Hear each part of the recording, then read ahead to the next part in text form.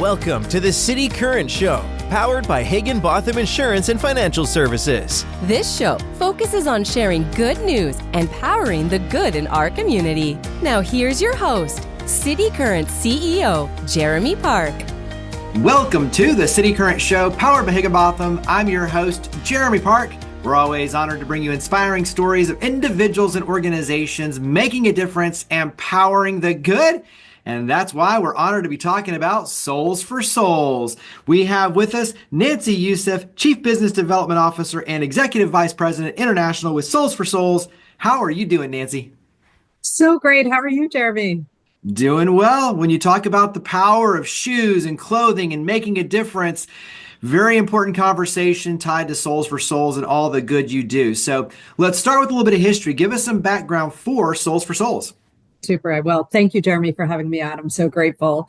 And to share a little bit about Soles4Souls. So the history started in 2006 and really started as a way to galvanize the footwear industry in support of two major events that happened. One was tsunamis in Southeast Asia. So a lot of manufacturing of footwear is happening there. And so the industry came together and said, okay, how do we help? How do we help the people that are making everything that we're wearing? And the other shortly after was Hurricane Katrina here in the US. And so we looked at how do we help these folks again? So it really was born out of a need to help in relief efforts in a time of crisis.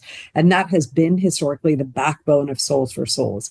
It's since evolved over the last, 18 years, 19 years now, into not just how do we support in relief efforts, so major disasters or man-made situations, but also how do we create opportunities for people and taking these shoes and clothes that would otherwise be discarded.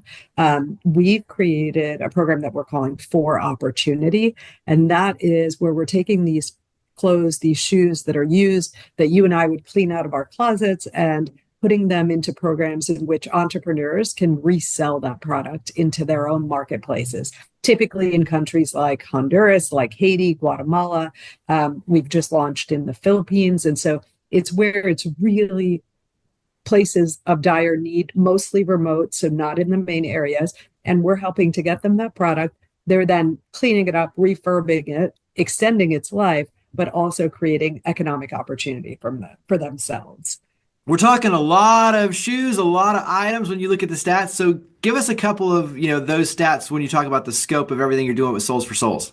Absolutely. So in 2024, and the numbers are hot off the press, so nearly 5 million pairs of shoes and about 3.5 million pieces of clothing and accessories. So, altogether, 10 million going into both For Opportunity and For Relief. So pretty significant numbers that we're moving around all across the globe and here in the United States. Yeah, I mean, you're in the logistics business for sure. 100%. Nobody likes when I say that internally, but we really are a logistics organization. No question about that. Trying to move small community catalyst, you're philanthropic, you're, social enterprise too. Like you're all these things, but at the same time, it's a lot of business logistics because especially when we talk about like globally being able to do all that you do, that is a big piece of the equation. And so let's go ahead and dive in because as you're alluding to, a lot of programs and a lot of evolution leading to these opportunities. And so go ahead and start with when you talk about working with the kids and the schools, that's a very unique one. Let's start there. Yeah, that one was really born out of, and it's only 5 years old. So it's called For Every Kid. And that was really born out of conversations. We work with over 2,000 nonprofits across the US and the globe. Here in the United States, and specifically in Nashville, Tennessee, we had a conversation with our partners at Second Harvest Food Bank. And we kept asking, what's the greatest need outside of food, shelter, and water? We recognize that we are not primary need. This is, secondary. And the answer kept coming up, new athletic shoes. And why? And for kids in particular. And we kept asking, well, why? What's driving that? And it is to be able to get to school, to participate in the sports activities. But for those older kids, to be able to get a job and help support their families. And so if they don't have these closed-toed shoes on their feet, they can't participate or do any of those activities. And so, we sat there and it was a light bulb moment. We're like, well, we could help with that clearly, very easily. And we hyper focused, especially on the student population that is unhoused or experiencing homelessness in the public school system. And so we work, there's a program called McKinney-Vento. McKinney-Vento houses a social worker in each school district to help support all the wraparound services for these students. And so we work in partnership with them. We have to date distributed, since those 5 years, nearly 500,000 pairs of shoes across the United States. It is the lowest income districts. It's also a bit of a hidden program because, you don't want to call out those students. You don't want them identified separately. We're very intentional about the product. It's new branded athletic shoes, but it's always a diverse group of shoes so that you're not singularly saying, okay, oh, yes, I identify those shoes. It's a mix. They're everything from, the hottest Nike Air Jordans all the way to, the latest Converse or whatever it may be. So it's pretty amazing. We work in that program in two ways. So we get a lot of product donated, of course. However, athletic footwear is one of the hottest commodities right now. It's so hard to get it donated. So we're also purchasing, and it's really what was the catalyst for big fundraising efforts for us. We traditionally are product focused. This has driven us to be much more fundraising focused. And so this For Every Kid program, we have one big event. So in May, which we are calling the Race for Every Kid, it's a virtual challenge where you can come out, whether you do yoga, whether you run, walk, I don't run, so walk or whatever you do, ride your bike, anything that just is motion, you can trace that and you can raise funds for this amazing cause. And so we've got this race that goes on. It's a challenge in the month of May. That's our biggest fundraiser for that event. And then we collect all year long, of course. New athletic shoes, though. A lot of people, try to donate used product for this program. It's not. For the dignity of those kids, it's always new athletic shoes. Going back to your roots, you also still do a lot of disaster relief and pouring in on that side. So talk about that side. Absolutely. The relief efforts are really critical to what we do. Most recently here in the United States, we have had huge support around the LA wildfires. We continue to support that area. North Carolina and some of the areas affected recently by the hurricanes, Florida. We continue to do work there. It continues to go on. Sometimes it sort of fades out of the limelight of news, but the folks are still unsettled and still needing goods, and we're still in there. And so our work continues on way beyond when the actual moment happens. And in fact, we're usually much later responders because, again, the immediate need is shelter and food and water, and we're coming in much later to help support with those programs. But we do that domestically. We do it across the globe. So, in the last few years, we continue to support in the Ukraine-Russia wars, the conflicts and the earthquakes in Syria. So we are all over the globe, whatever that looks like. We have brand partners that are in certain locations. So Spain recently had massive earthquakes, and so we helped and supported out there as well. So all over the US, but all over the globe as well in our work in the relief efforts. And then dive in a little deeper on kind of the social enterprise, the entrepreneur, the opportunity side, and then also to the conservation around this. Yeah. The For Opportunity program, which is our entrepreneurs, is really amazing. In fact, I just got back from our first trip to the Philippines, where we've launched this program there. And it was incredible to watch. What happens with that program is we are able to provide the shoes and the clothing. They buy that product from us. We also work with another nonprofit called Street Business School that's based out of Denver. It actually creates a training program for these entrepreneurs in which they learn the skills of how do you buy and sell anything. It doesn't have to be shoes and clothes, anything. What does profit mean? What does marketing look like? How do you really, it's all the courses that you need to have a small business, right? Because essentially these folks are starting small businesses. And some of these folks go on to create thrift shops.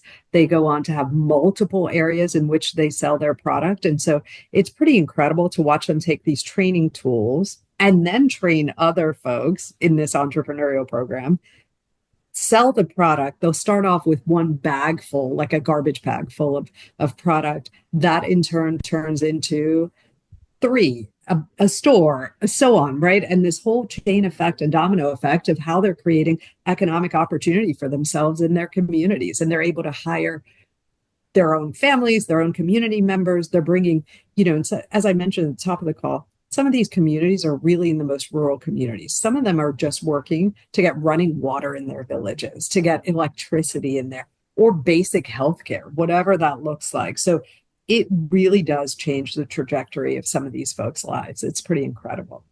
And a small unknown is we actually do a little bit of that domestically in the United States. So we have partnerships with organizations like a Plato's Closet, in which, you go to take your stuff to sell and they say, hey, we don't really accept this, but you can donate it. And so we have these bins outside of those facilities, and we hire entrepreneurs here that go and pick all of that up. And they're small business people that are wanting to do something. Could be a side gig, could be their full-time gig, but we're also creating that opportunity here in the US as well. Yeah, very cool. To tie that into conservation, because I think with a lot of this, you're keeping it out of the landfill. There's a huge kind of, conservation, eco, environmental, piece to this, to what you're doing. Yeah, the planet piece is super critical. That was another sort of light bulb moment, if you will. A few years ago, we realized, oh, we're actually diverting product from the landfill. That was never our intention. Our intention was we're doing good with the product. And then we started tracking, well, how much are we diverting? What is happening to it? And what we realized was, in surveying our partners and all the folks that we work with, we're able to extend product life by north of 15 months. So a pretty significant time. And a lot of research, and we won't debate it in our short 15 minutes today, will tell you that it is more powerful and more important for the planet for us to upcycle or reuse and repurpose product than it is to recycle it, right? So the effect of water and electricity and all of that in the recycling piece, not to say that some things shouldn't be, but the better method is definitely repurposing it and extending its life. And so we're able to play in that. And it's a very critical part of what we do. And now, in the world that we live in, where sustainability and circularity is so critical, we're able to really show and validate, here's where we are and here's how we're extending product life. So how can the community help and support Soles for Souls? You mentioned you have Race for Every Kid. The fundraising is a critical piece, obviously, to support what you do. Talk about how we can help Soles for Souls. Yeah, thank you for that. So a couple ways. One, product. We always need product. That's our baseline. That's our bread and butter. That's how we operate. And so if you can clean out your closet and donate your stuff, we take shoes, we take clothes, we take accessories. You can do that a couple ways. One, we have a partnership with Zappos. So Zappos for Good. You go on their website, download a free shipping label. It's through UPS. Up to 50 pounds in each box, which is a lot of stuff. You can donate half your closet with that, and you ship it to us for free.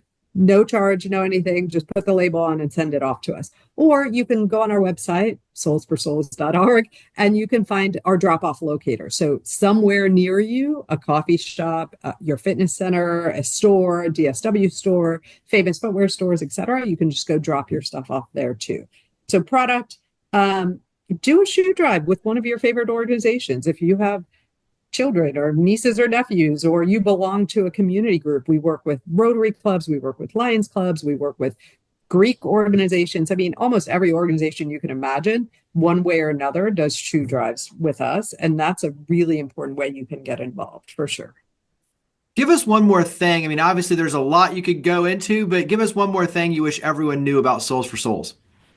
I think the most important thing is we're doing a lot of work right here in our own backyard. So whether here in Nashville, whether in Memphis, we are doing a lot of work locally within the school communities and outside of that. So we're partnering with other nonprofits like a Dress for Success, like the YMCAs, like the Boys and Girls Clubs. So we're actually providing these products to all of these organizations to help support their efforts. We are definitely in unison with all these nonprofits all around. And so your support to us, in fact, then supports thousands of others of organizations, along with, of course, the people at the end. Well, you mentioned it before, but you never can say it enough in the world of media. So mention again, website, social media. Where do we go to learn more and get involved with Souls for Souls? Yes, Soles4Souls.org or S4S.org, which is the number 4. And same for the social handles, all the same. So if you're going to spell it out, SOLES, the number 4, SOULS.org or S4S.org, and same for all the social handles. We're on Instagram, TikTok, Facebook, all the things. Absolutely. That makes it very easy. Well, Nancy, thank you for all you and your amazing team do to power the good. Thank you for coming on the show. Jeremy, thank you. So great to be here with you. Higginbotham Insurance and Financial Services is proud to power the City Current Show.